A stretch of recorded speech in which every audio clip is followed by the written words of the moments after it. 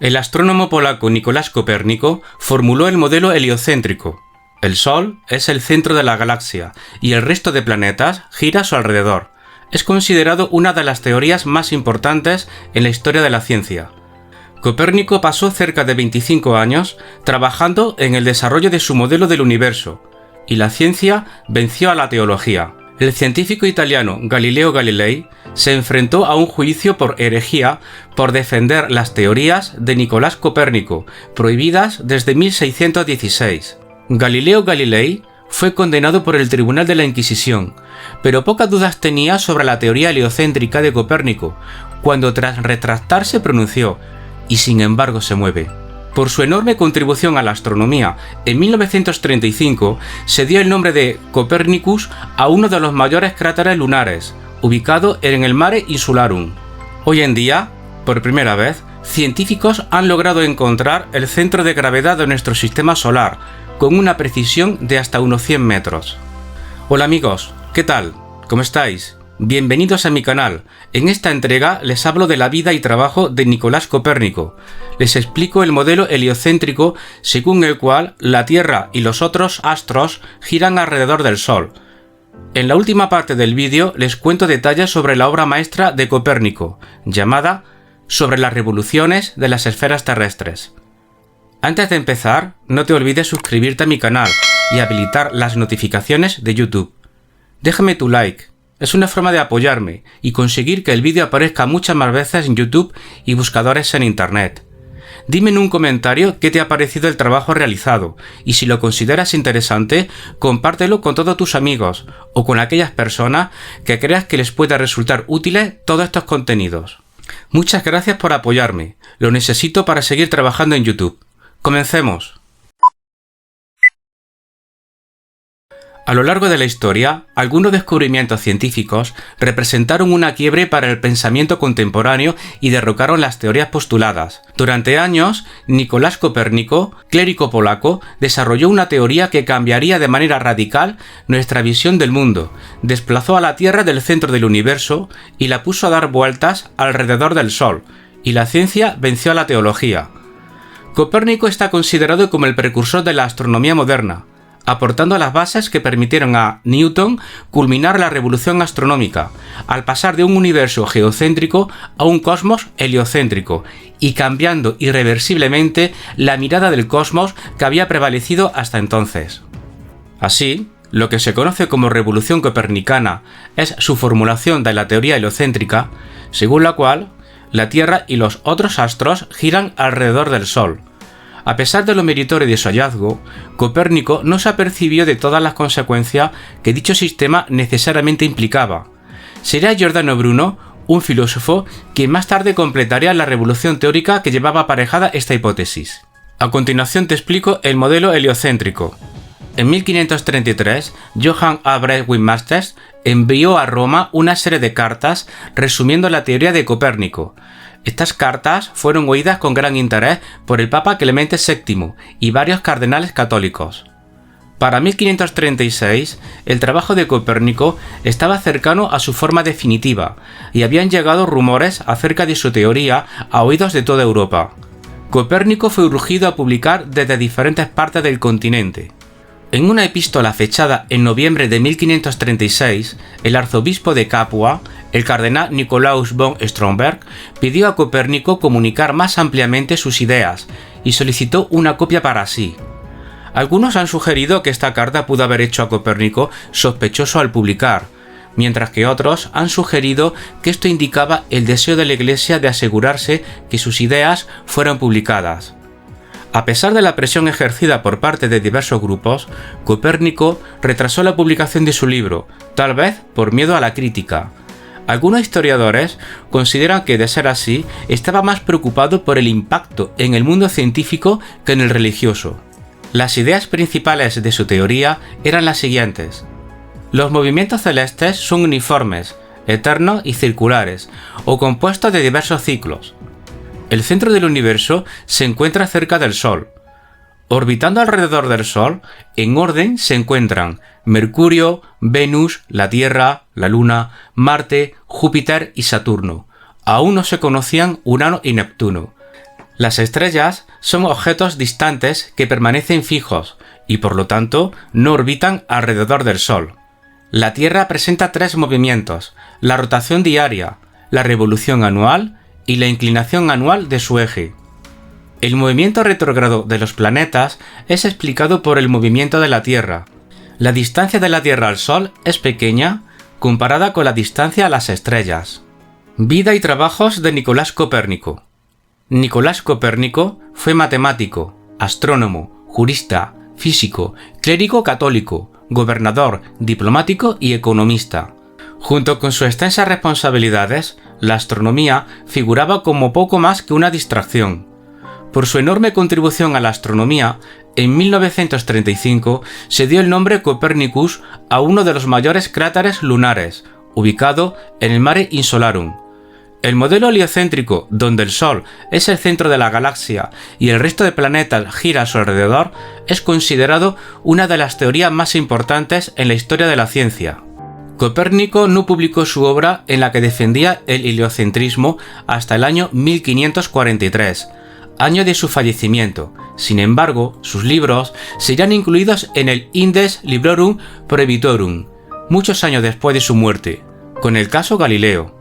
El astrónomo polaco Nicolás Copérnico, que formuló la teoría heliocéntrica «La Tierra es la que da vueltas al Sol, y no al revés», pasó cerca de 25 años trabajando en el desarrollo de su modelo del universo. El científico italiano Galileo Galilei se enfrentó a un juicio por herejía por defender las teorías de Nicolás Copérnico, prohibidas desde 1616. Galileo Galilei fue condenado por el Tribunal de la Inquisición, pero pocas dudas tenía sobre la teoría heliocéntrica de Copérnico, cuando tras retractarse pronunció, y sin embargo se mueve. Al mirar los retratos de Nicolás Copérnico, vemos a un hombre de mediana edad, bien afeitado, con el pelo oscuro ligeramente ondulado, nariz pronunciada, un poco aguileña y ojos agudos, con una mirada decidida. A primera vista, no hay mucho que lo distinga en una galería de retratos renacentistas, y no parece que estemos delante del autor de la revolucionaria teoría que sacudió los fundamentos de la ciencia. ¿Quién fue el hombre que transformó la idea que la humanidad tenía del universo que la rodeaba? Nicolás Copérnico nació el 17 de febrero de 1473, en Thorn, ciudad medieval situada al norte de Polonia, en el seno de una familia burguesa, y falleció el 24 de mayo de 1543. Su padre era un comerciante recién llegado de Cracovia, la capital del reino polaco, y su madre venía de una adinerada familia local. Thorn era uno de los principales centros urbanos en el norte de Polonia, país al que pertenecía desde 1466. Su ubicación, en la ribera del Vístula y en un cruce de caminos comerciales, contribuía a la riqueza de la ciudad y de sus habitantes. Poco sabemos sobre la educación juvenil de Copérnico. Lo más probable es que Nicolás, junto con su hermano pequeño Andrés, estudiase en la escuela parroquial de la Catedral de San Juan y después en una escuela secundaria de la cercana ciudad de Chełmno.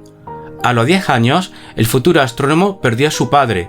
Desde entonces, la figura masculina más importante en su vida sería la de su tío materno, Lucas Wartenholz, quien en 1489 se convertiría en obispo de Varmia. Copérnico se matriculó en la Academia de Cracovia en 1491. Era la única universidad en Polonia y una de las pocas en esta parte de Europa. Fundada en 1364, ganó fama en la segunda mitad del siglo XV como importante centro de estudios matemáticos y astronómicos, gracias a una serie de profesores excepcionales como Johannes Glowworth, quien calculó la posición geográfica de Cracovia, o Alberto de Brozzeno. Era un ambiente propicio para que arraigara una nueva corriente cultural que llegó a Polonia desde el sur de Europa, el Renacimiento. Cracovia era una ciudad cosmopolita y repleta de visitantes procedentes de todos los rincones de Europa, mercaderes, artesanos e intelectuales. El preceptor de los hijos del monarca era el humanista italiano Filippo Buonaccorsi, antiguo miembro de la Academia Romana, donde fue conocido bajo el apodo de Calímaco. Por su universidad pasaban los heraldos del humanismo y sus imprentas publicaban los primeros libros. El fervor intelectual de la ciudad seguramente fascinó al joven Nicolás, que sin embargo no llegó a terminar sus estudios allí. En 1495, gracias a la protección de su tío obispo, Copérnico fue nombrado canónigo del Cabildo de Frombork, sede del obispado de Varmia. Pero Lucas Wartenroth, consciente de los talentos de su sobrino, optó por enviarlo a estudiar Derecho a Bolonia. El viaje a Italia, cuna de la cultura renacentista y donde la modernidad dialogaba con la antigüedad, era la realización de los sueños de cualquier intelectual de la época. Pero para el futuro astrónomo suponía otra cosa más, pues el título conseguido en una de las más antiguas y prestigiosas universidades europeas era el pasaporte para un rápido ascenso en la jerarquía eclesiástica y, en consecuencia, para hacer carrera en la corte real. En Italia, el joven Ettore, en vez de entregarse al estudio del derecho, continuó con su interés por las ciencias. Pronto se puso en contacto con el famoso astrónomo boloñés Domenico Novara, a quien acompañó en sus observaciones, más como asistente que como discípulo. En el año 1500, Copérnico fue a Roma para participar en las celebraciones del año del jubileo y probablemente también para hacer prácticas en derecho canónico en la administración papal. Se sabe que allí pronunció una conferencia astronómica. Si Copérnico efectivamente habló de astronomía en la ciudad eterna, con toda probabilidad no se trató de una ponencia oficial, sino más bien de una charla privada, típica en el ámbito renacentista. Tal vez presentó los resultados de sus observaciones rodeado por un círculo limitado de científicos y conocidos. Como quiera que fuese, se trató de un hecho puntual. Nicolás Copérnico nunca más manifestó en público sus opiniones sobre astronomía. La estancia boloñesa tampoco concluyó con la obtención de un título de estudios, como se esperaba de él. Pese a ello, al regresar a Polonia, Nicolás consiguió el permiso del Cabildo de Frombork para volver a Italia. Se comprometió a estudiar medicina, una ciencia mucho más empírica y que seguramente se correspondía mejor con el verdadero interés de Copérnico, la observación de la naturaleza. Así, en 1501, Nicolás volvió a Italia, precisamente a Padua, considerada entonces la meca de las ciencias naturales, y a lo largo de 2 años se estuvo formando como médico. Terminado ese periodo y tras una década de estudios en 3 centros diferentes, Copérnico, que ya tenía 30 años, necesitaba un título oficial. Lo obtuvo sorprendentemente en una cuarta universidad, la de Ferrara, donde el último día de mayo de 1503 pasó su examen de doctorado, no en medicina, sino en derecho canónico. Finalmente, el doctor Copérnico podía volver a Varmia con el deber cumplido, pero también con unos amplios conocimientos generales y un gran bagaje de experiencias. De vuelta a Polonia, pasó los primeros años al lado de su tío, como su secretario y médico personal en el castillo de Lidzbark-Warmiński, residencia del obispo. Copérnico acompañó a su tío en sus viajes por toda Polonia. En uno que hizo a Cracovia, publicó en 1508 una traducción latina de las cartas del autor bizantino Teofilacto Simócata. Su versión, aunque desvela carencias en el dominio del griego, es una muestra de sus amplios horizontes intelectuales. Alrededor de 1510, tío y sobrino empezaron a distanciarse. Al envejecido Wartenroth, que moriría 2 años después, no le gustaba la pasión científica de Copérnico y su aparente falta de ambición por obtener cargos más importantes. El astrónomo dejó Lidzbark-Warmiński y se trasladó a Frombork. Allí fue nombrado primero canciller y después administrador de los bienes de la catedral. En la guerra de 1520 a 1521, entre Polonia y la Orden de los Caballeros Teutónicos, encabezó la defensa del castillo de Olsztyn. Durante todos esos años, demostró claramente su dedicación y utilidad para el cabildo, hasta el punto de que fue nombrado administrador interino de la diócesis, tras la muerte de uno de los obispos a mediados de la década de 1520. A pesar de ello, nunca intentó seguir la huella de su tío. El astrónomo, en cambio, observaba el firmamento noche tras noche. De su estancia en Olsztyn proviene una tabla astronómica para observar el movimiento del Sol, cuyos restos se aprecian hoy en día en una de las paredes del claustro del castillo. En Frombork mandó construir el pavimentum, una terraza nivelada donde puso todos los instrumentos astronómicos que había fabricado él mismo. Hasta el fin de su vida, anotaría escrupulosamente los resultados de sus observaciones, construyendo un modelo del universo cada vez más elaborado. No tenemos muchas noticias sobre la vida personal de Copérnico.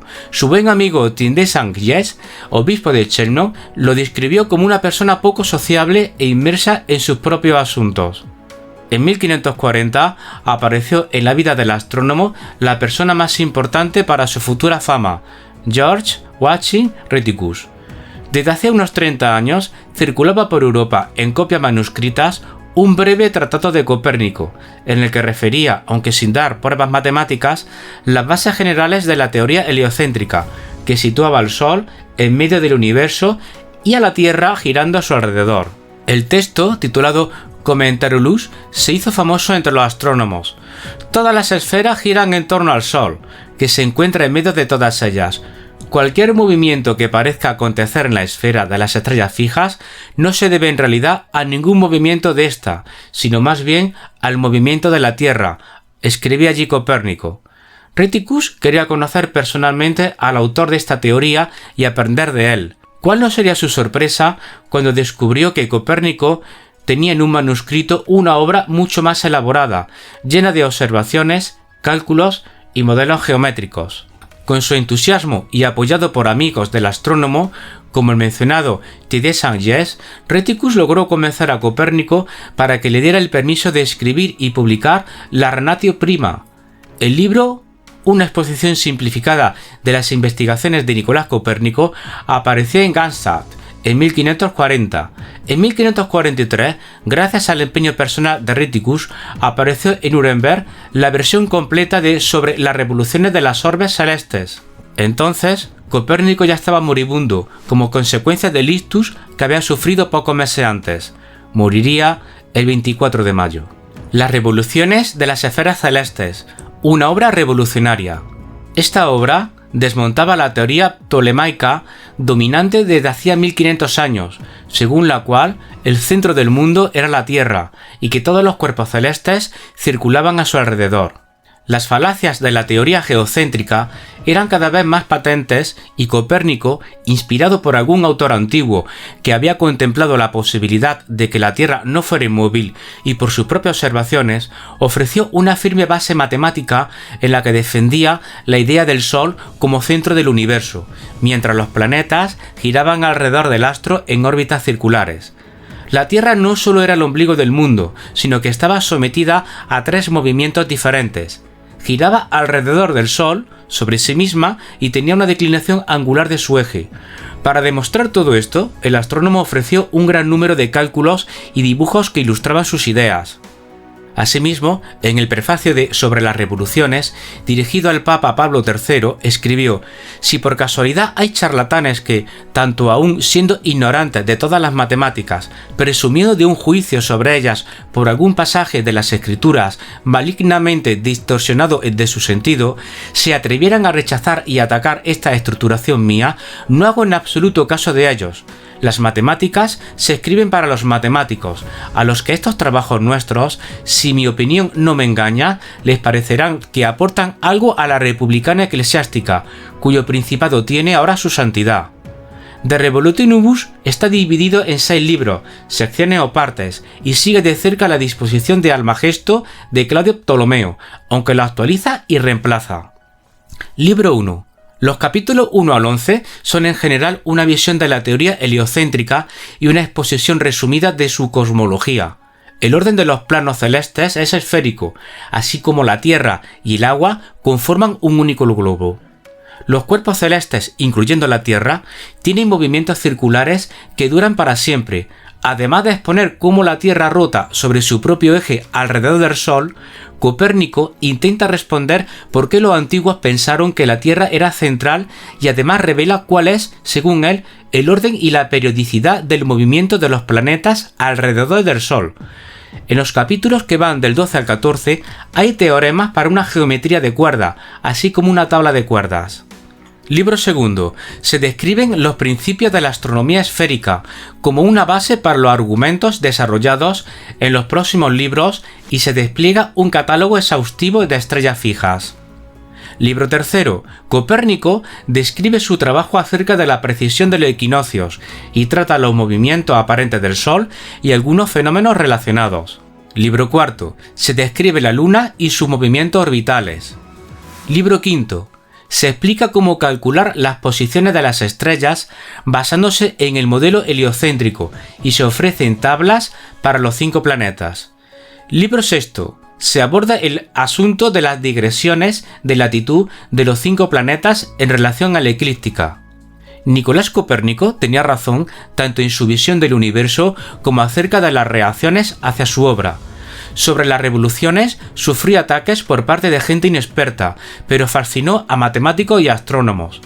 Galileo Galilei, firme partidario del heliocentrismo, decía que no conocía a nadie que, tras haberla leído, siguiera defendiendo la teoría geocéntrica. El científico italiano Galileo Galilei se enfrentó a un juicio por herejía por defender las teorías copernicanas, prohibidas desde 1616. Galileo fue condenado por el Tribunal de la Inquisición, pero pocas dudas tenía sobre la teoría heliocéntrica cuando, tras retractarse, pronunció: "y sin embargo, se mueve". Bueno amigos, hasta aquí el vídeo de hoy. No olvides suscribirte a mi canal y habilitar las notificaciones de YouTube. Déjame tu like, es una forma de apoyarme y conseguir que el vídeo aparezca más veces en YouTube y buscadores en Internet. Dime en un comentario qué te ha parecido el trabajo realizado, y si lo consideras interesante, comparte este vídeo con todos tus amigos o con aquellas personas que creas que les pueda resultar útiles estos contenidos. Y muchas gracias por apoyarme, lo necesito para seguir trabajando en YouTube. Hasta el próximo vídeo, un fuerte abrazo amigos.